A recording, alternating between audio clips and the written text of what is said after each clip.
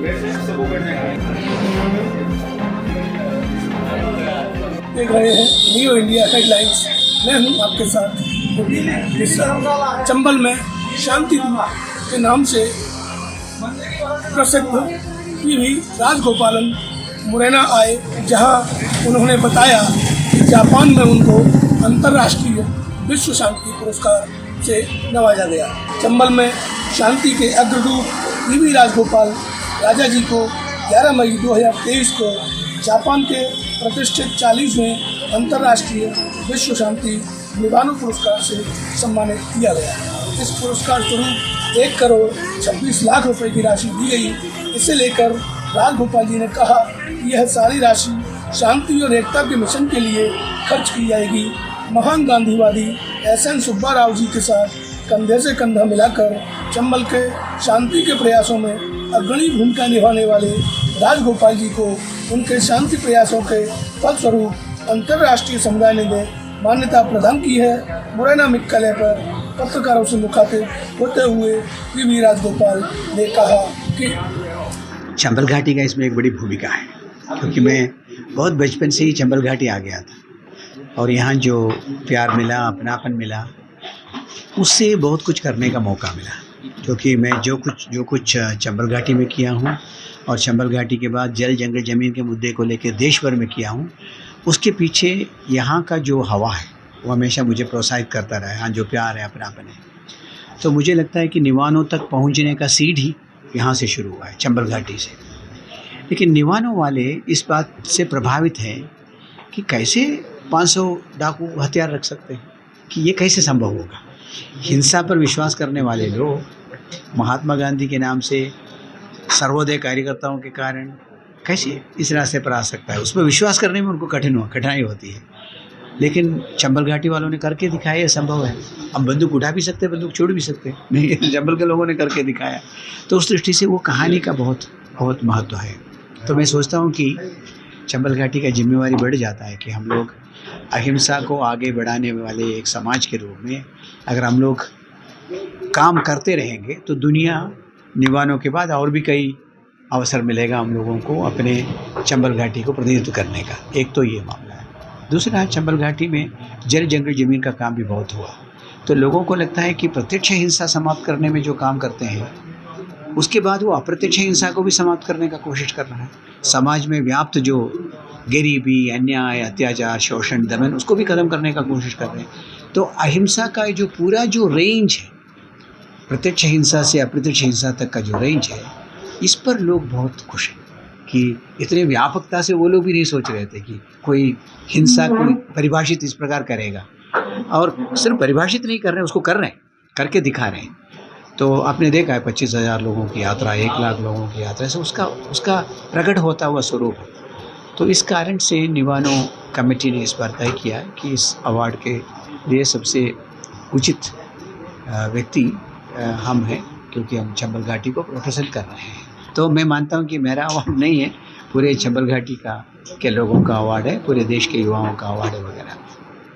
अब इसमें हम लोगों ने तय किया है कि अवार्ड में जो राशि मिलेगा, वैसे तो 1 करोड़ 26 लाख है, तो उसमें 41 लाख टैक्स में चला जाएगा।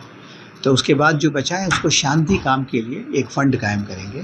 फिर जहाँ जहाँ अशांति है उसको शांति में बदलने के लिए जो भी मेहनत लगता है उसको करने के लिए उस पैसे का उपयोग करेंगे, ऐसा तय किया है। नहीं हुई, क्योंकि मेरा ये रहा है कि 2006 में, 2007 में, 2012 में मैंने संघर्ष किया कांग्रेस सरकार के साथ।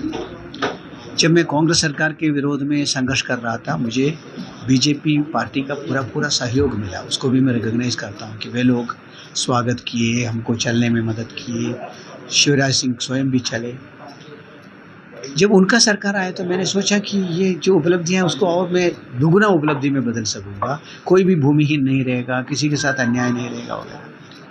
लेकिन बिल्कुल उल्टा हुआ कि इतना सब जो सफलता मिली है वो बस्ते में रह गई।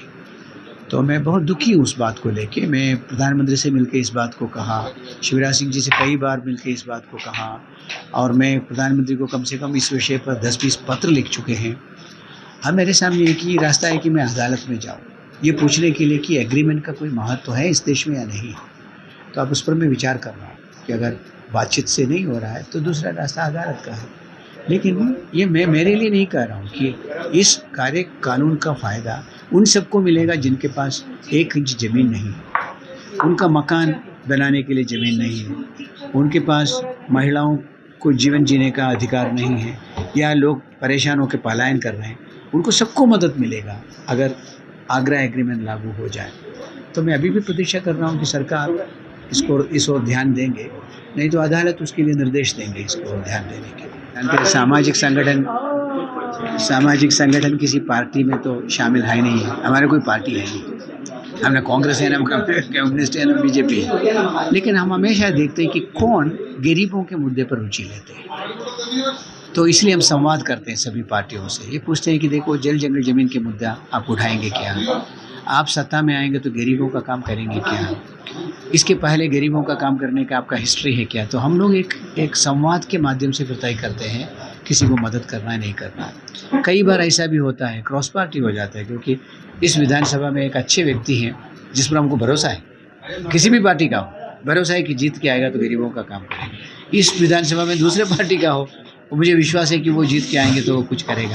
तो कई बार पार्टी स्तर पर हम लोग सोचते नहीं, हम सोचते हैं कि कौन व्यक्ति इस इलाके के गरीबों के फ़ायदे में काम कर सकते हैं। उस प्रकार का पोजीशन हमेशा लेना ही है, क्योंकि एक जनसंगठन होने के नाते चुपचाप तो नहीं बैठ सकते, क्योंकि लोगों का हित हम कितना कर सकते हैं उससे ज़्यादा सरकार कर सकता है। तो सरकार किसका बनेगा उसके अनुसार, उनके सिद्धांत के अनुसार हम लोगों को भी अपना पोजीशन बनाना पड़ता है। तो अभी कुछ भी सोचा नहीं है, लेकिन सोच रहे हैं कि संवाद शुरू करना चाहिए सभी पार्टियों से। जिल जा रही है जॉर्जिया, क्योंकि लोगों की उम्मीद है कि निवानो पुरस्कार प्राप्त करने के बाद ग्लोबल शांति के लिए हम कुछ करेंगे, सिर्फ भारतीय शांति के लिए नहीं। तो हमने कहा कि हम उसको एक्सप्लोर करेंगे। पिछली बार जब 1000 लोग यूक्रेन की ओर चले शांति के संदेश लेके, हमने उनको मदद किया, साथ दिया। दुनिया के अलग अलग हिस्से में होने वाले संघर्षों में, वो म्यांमार में हो या वो और किसी देश में, हम लोग साथ देते ही हैं। लेकिन इसमें एक्टिवली अगर एक पदयात्रा ऑर्गेनाइज करना हो टिबिलिसी शहर से, जॉर्जिया के कैपिटल से रूस के बॉर्डर तक, इसका मतलब 500 किलोमीटर चलना है। और 500 किलोमीटर चलना नहीं, पूरी दुनिया के लोगों को एकत्रित करके चलवाना है, बड़ा काम है। तो उसको एक्सप्लोर करने के लिए जिल जा रही हैं। वापस आने के बाद हम तय करेंगे कि ग्लोबल शांति के लिए अगला कदम क्या होगा। आपको याद होगा 2019 में हम लोग दिल्ली से जेनीवा तक चले थे, 11 देशों को पार करके, 11,000 किलोमीटर पार करके विश्व शांति के लिए जय जगत का संदेशा लेके चले थे। तो हम लोग मानते हैं कि भारत की जिम्मेवारी क्या है, सिर्फ कंप्यूटर बेचने का और कुछ लोगों को नौकरी के लिए अमेरिका भेजने का नहीं है।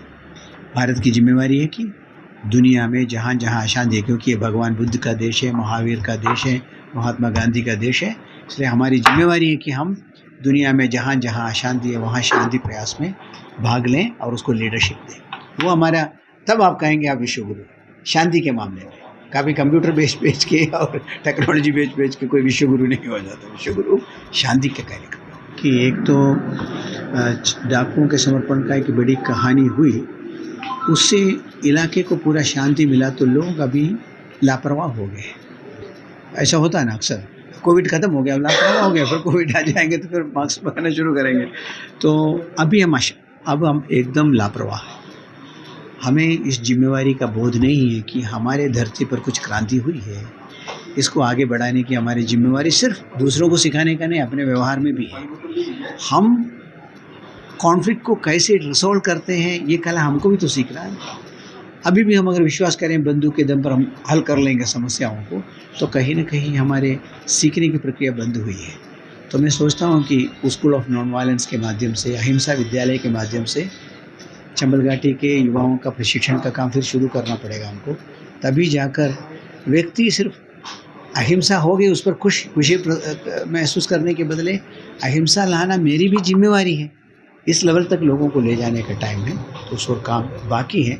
तो पिछले 2-3 घटनाओं को लेकर मुझे बहुत दुख पहुंचा है और मुझे कभी कभी अपमान भी महसूस किया है कि जिस धरती के बारे में मैं इतना सब बढ़ चढ़ के बात करता हूँ वहाँ सिर्फ गोली चल गया, तो ख़राब बात है। तो इस पर गंभीरता से काम करने की जरूरत है और करेंगे, मिलकर करेंगे।